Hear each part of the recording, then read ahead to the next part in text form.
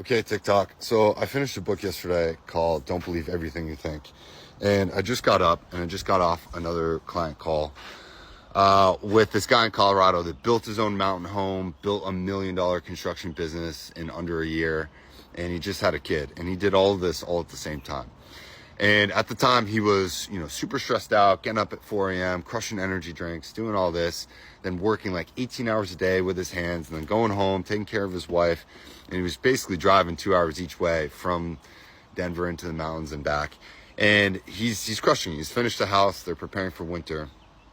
And one of the concepts that we talked about today is why your thinking is going to make you miserable, right? In this book that I read yesterday called Don't Believe Everything You Think by Joseph Wynn, under 2-hour listen on Audible, highly recommend it. Now, this book literally details why your thinking makes you suffer, right? Like the root of suffering is from thinking.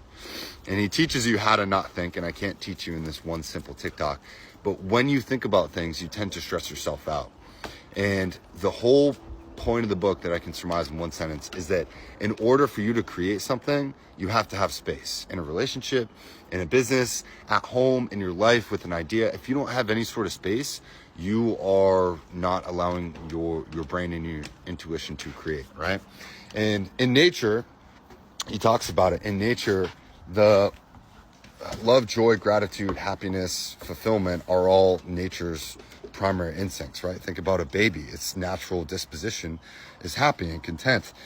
And only after we're in our environment, or only after we start thinking about something or trying to force a solution or force an outcome, that's when we tend to make ourselves miserable, right? Because we're not allowing our own intuition to sort of speak about an idea or put forth something, right? I remember when I used to work in advertising, we would have these brainstorms and no one would ever really come up with like the best idea during the brainstorm, but only after we kind of removed ourselves from that we would start to get these really good ideas and then know where to go and where to implement all this stuff. And I tried to bring this to my clients' attention today. I said, hey, working on your business, if you keep grinding yourself, you're not really allowing this space to create.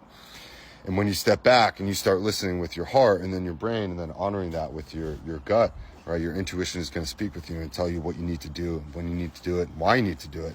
And that's really how we should go about creating, is after we get that natural disposition that tells us what to do, then we can sort of decide to act on that. The other thing I wanted to sort of get out and let you know, like your physiology, the way your brain works, is that if somebody asks you a question, like if I ask you what your favorite color is, your brain spits out an answer within a second.